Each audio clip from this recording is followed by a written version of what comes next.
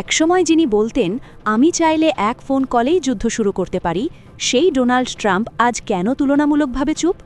মধ্যপ্রাচ্যে যখন Iran, Saudi আরব, তুরস্ক ও সংযুক্ত আরব আমিরাত একের পর এক কৌশলগত অবস্থান নিচ্ছে, তখন হোয়াইট হাউস থেকে কেন সেই আগের আগ্রাসী ভাষা শোনা যাচ্ছে না? অনেকেই বলছে এই চারটি দেশের কূটনৈতিক ও সামরিক চাপেই ট্রাম্পের কণ্ঠ নরম হয়ে গেছে। কিন্তু প্রশ্ন হল, সত্যিই কি ট্রাম্প ভয় পেয়েছেন, নাকি এটি একটি গভীর কূটনৈতিক খেলা? আমেরিকা ও ইরানের মধ্যে যুদ্ধ কি আসন্ন, নাকি এটি শুধুই মিডিয়া যুদ্ধ? আজকের এই ভিডিওতে আমরা কোনো পক্ষ নেব না, বরং তথ্য, বক্তব্য, পাল্টা বক্তব্য এবং আন্তর্জাতিক বিশ্লেষণের মাধ্যমে পুরো বিষয়টি ভেঙে দেখব। ডোনাল্ড ট্রাম্প ক্ষমতায় আসার পর থেকেই মধ্যপ্রাচ্য নিয়ে তার অবস্থান ছিল অত্যন্ত কঠোর। ইরান চুক্তি বা JCPOA থেকে একতরফা বেরিয়ে আসা, ইরানি জেনারেল কাসিম সোলাইমানিকে হত্যার নির্দেশ এবং একাধিকবার ইরানকে ধ্বংস করে দেব, এই ভাষা ট্রাম্পকে বিশ্বের অন্যতম আগ্রাসী নেতা হিসাবে তুলে ধরে। ট্রাম্পের বক্তব্য ছিল স্পষ্ট, ইরান পারমাণবিক অস্ত্র বানালে আমি যুদ্ধ করব। কিন্তু সেই ট্রাম্পই আজ কেন সরাসরি যুদ্ধের কথা বলছেন না? ইরান কখনোই সরাসরি যুদ্ধ চায়নি, এমনটাই তাদের দাবি।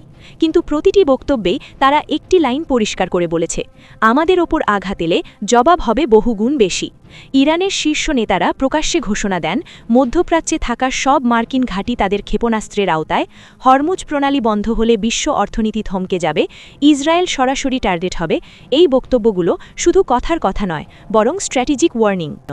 অনেকে মনে করেন সৌদি আরব মানেই আমেরিকার ঘনিষ্ঠ মিত্র, কিন্তু বাস্তবতা হল সৌদি আরব এখন আর আগের মতো একচোখা আমেরিকা নির্ভর নয়।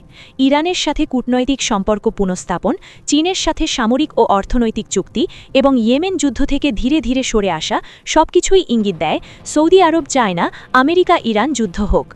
অনেক বিশ্লেষক বলেন, সৌদি স্পষ্ট বার্তা দিয়েছে, যুদ্ধ হলে আমরা সরাসরি জড়াব না, আমাদের মাটিতে আঘাত এলে দায় আমেরিকার। এটাই ট্রাম্পের জন্য বড় ধাক্কা। তুরস্ক ন্যাটোর সদস্য, কিন্তু রাশিয়া ও ইরানের সাথে গভীর সম্পর্ক। এরদোয়ান পরিষ্কার ভাষায় বলেছেন, মধ্যপ্রাচ্যে নতুন কোনো যুদ্ধ আমরা চাই না। তুরস্কের ভূখণ্ড ব্যবহার করে যদি আমেরিকা কোনো সামরিক অভিযান চালাতে চায়, তাহলে সেটা নিশ্চিত নয়। এই বার্তাই ওয়াশিংটনের কাছে সবচেয়ে ভয়ঙ্কর, কারণ তুরস্ক মানে air corridor, radar system, NATO সমন্বয়। এই জায়গায় বাধা মানেই যুদ্ধ কঠিন।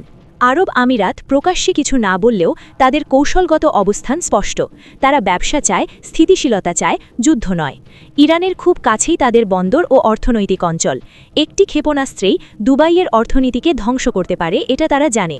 তাই নীরবে তারা বার্তা দিয়েছে, যুদ্ধ হলে আমরা প্রথম ভিকটিম হব।